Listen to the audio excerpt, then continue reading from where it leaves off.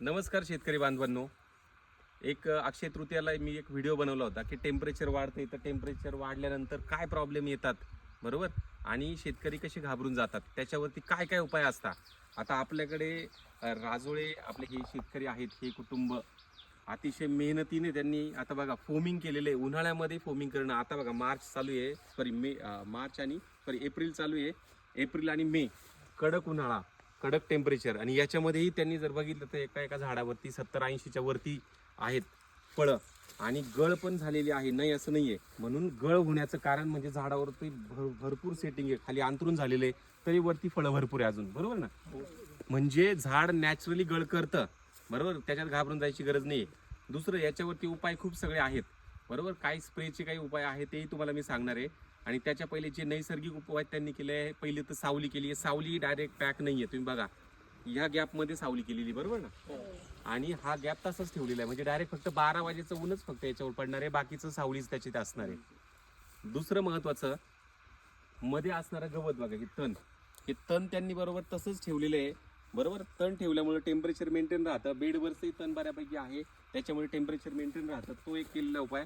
आणि दुसरा महत्त्वाचा उपाय म्हणजे फ्लड पाणी त्यांनी दिलेलं आहे, तिकडं फ्लड पाणी पण चालू आहे, याच्यामुळे टेम्परेचर मेंटेन राहतं आणि बऱ्यापैकी गळ आहे ती थांबते. आता पुढचे जे महत्त्वाचे उपाय आहे, त्याच्यात गुटले सरांनी सांगितलं होतं आपल्याला काय करायचं आहे. आता काही स्प्रे असतात, बरोबर, त्याच्यात तुम्ही सेनिफॉस घेऊ शकता, बरोबर.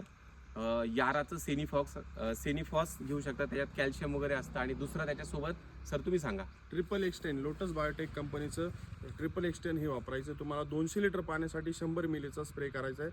सेनिफॉस बरोबर तुम्ही ट्रिपल एक्सटेन वापरलं तर तुमचं गळीचं पण प्रमाण कमी होईल, प्लस तुमचं शायनिंग पण येईल फळाला, आणि जे स्पॉट वगैरे दिसत आहे ते पण थोडे कमी होऊन जातील कॅल्शियम आणि फॉस्फरस. म्हणजे ट्रिपल एक्सटेंट आणि सेनिफॉस, बरोबर. आता तो स्प्रे आपल्याला घ्यायचा, त्याच्याने होतं काय, हे जे देठ जे असतात ना ते स्ट्रॉंग होता, बरोबर, आणि ते स्ट्रॉंग झाल्यामुळे गळ ही थांबते आणि कूज वगैरे पण होत नाही, बरोबर.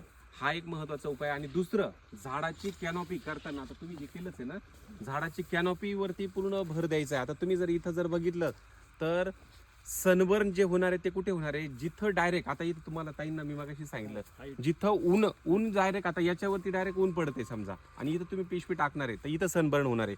पण हेच जर फळं खालचे जर तुम्ही बघितले, म्हणजे समजा जर 80 फळं असतील तर 80 फळांपैकी 60 फळांना तुम्हाला सनबर्न होणार नाहीये. का? झाडाची स्वतःची सावली आणि कॅनोपी जशी मेंटेन केलेली आपण, बरोबर. झालं तर वरती 20-25 फळांना फक्त तो प्रॉब्लेम येणार, कॅनोपी वाढल्यानंतर एवढं आहे उष्णता, आता थोडीफार अडचणी येणारच आहे, तो काही विषय नाही, पण मग कामही त्यांचं प्रॉपर चालू आहे. गुटले सरांच्या मार्गदर्शनामुळे सगळ्या गोष्टी व्यवस्थित चालू आहे, शेड्यूल बरोबर चालू आहे.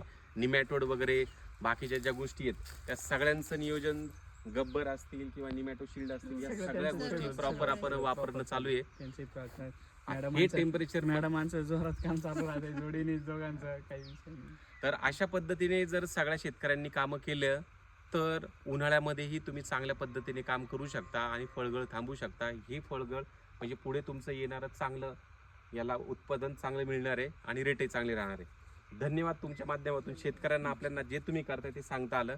भेटूया पुढच्या व्हिडिओमध्ये.